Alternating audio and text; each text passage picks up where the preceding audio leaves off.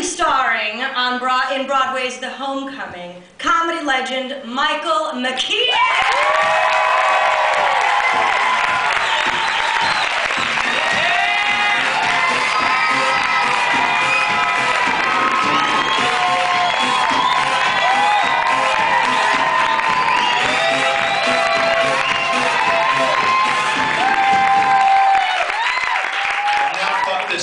Up in more ways than you can fuck it up, even if you try. All right, that's good. Hi. Where's Kelly? I'm here. Hi, baby. You'll fucking pay for this. It's a very funny bunch of people backstage, I must say. I want to wish everybody a happy Valentine's Day, although I think the ultimate Valentine's Day greeting is on 7th Avenue at 48th Street. Supplied by the Vivid Video people. It's these huge women. You don't even know how many it is at first, you know. They're just kind of all, what you have to do is, you know, count them and then divide by 2, and you figure out there are 5 women there. And it says, and this is unforgettable, it says, this Valentine's Day, take home a vivid girl. The subtext being, that's all you're taking home.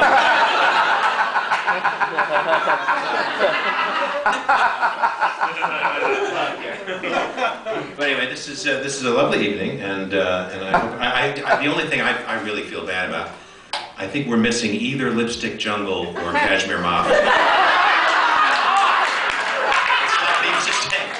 Tonight we have either Ricardo Montalban or Fernando Lamas. It's pretty much 6 to 1. I'm fascinated by this, though. Here are these 2 people who collaborated, if that's the word, on this show about these hot women, you know, experiencing life and love in the big city. And here they come back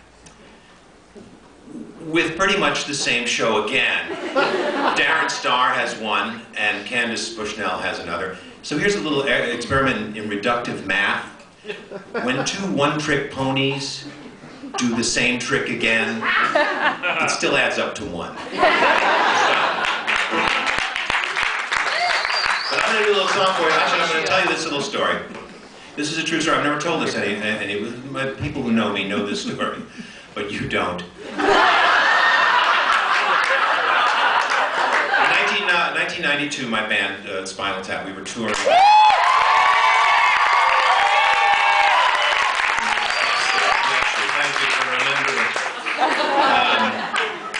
And we were touring, we were getting to the end of the tour and things got a little silly.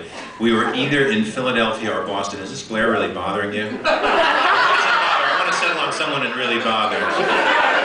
Kelly? I think we were in Philadelphia and we had finished the gig and it was summertime. It was really hot and sweaty, and so we're taking off our gear and stuff, and I am standing, you can follow me here. I'm standing at the dressing table. There's a mirror in front of me here. I've peeled off my spandex jeans. And I'm wearing, thank you. Where were you?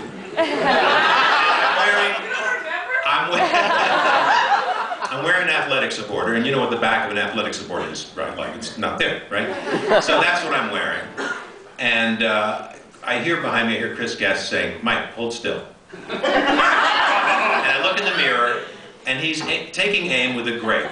He wants to bounce a grape off my ass because that's the kind of guy he is. Hold still.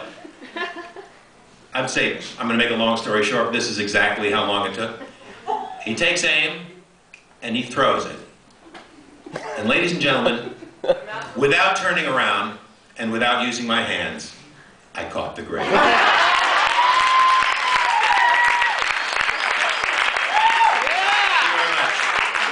Really happened, and it's not the kind of thing I could say I was an eyewitness to. In fact, I was the only one in the room who didn't laugh because I didn't see it. That's my anecdote.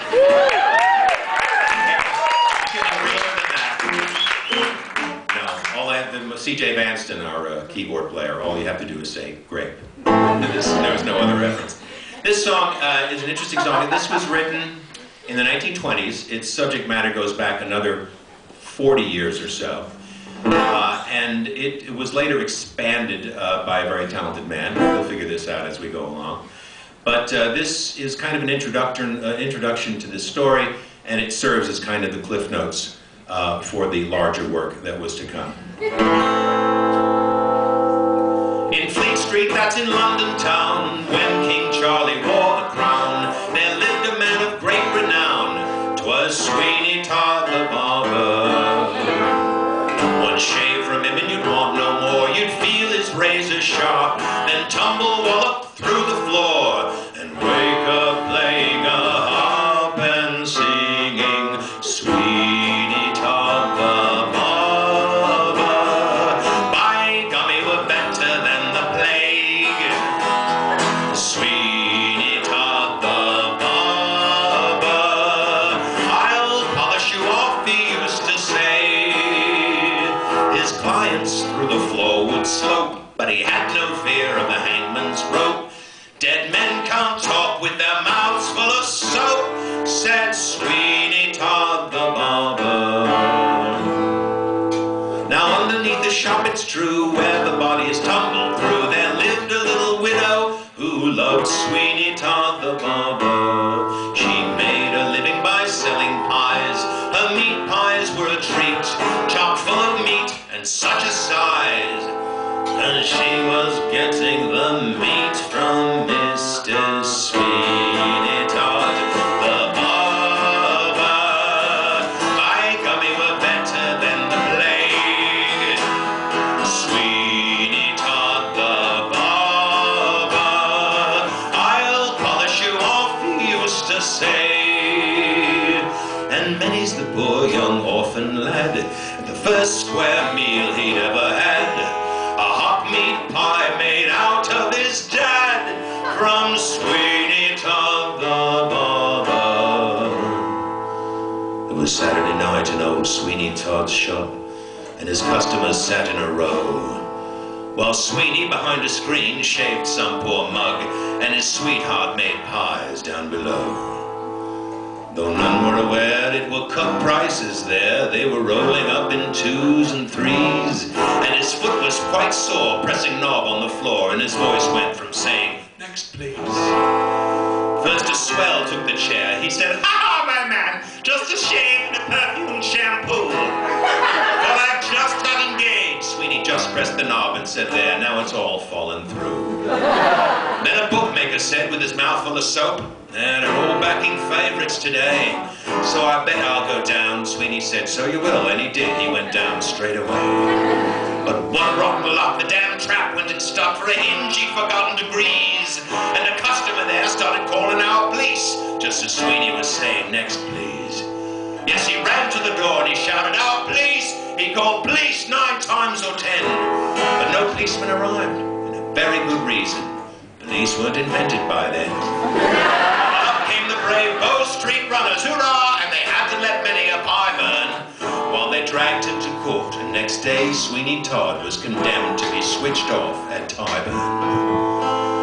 And there in the gibbet he hangs in his chains, and they do say a little black crow made a sweet little nest in old Sweeney Todd's whiskers, and sang as he swang to and fro, Sweeney Todd the barber. Oh, by gummy, we're better than the plague. Sweeney Todd the barber. They buried him underneath the clay. Now old Nick calls him from his grave, shouting, "Wake up, Sweeney! A 1,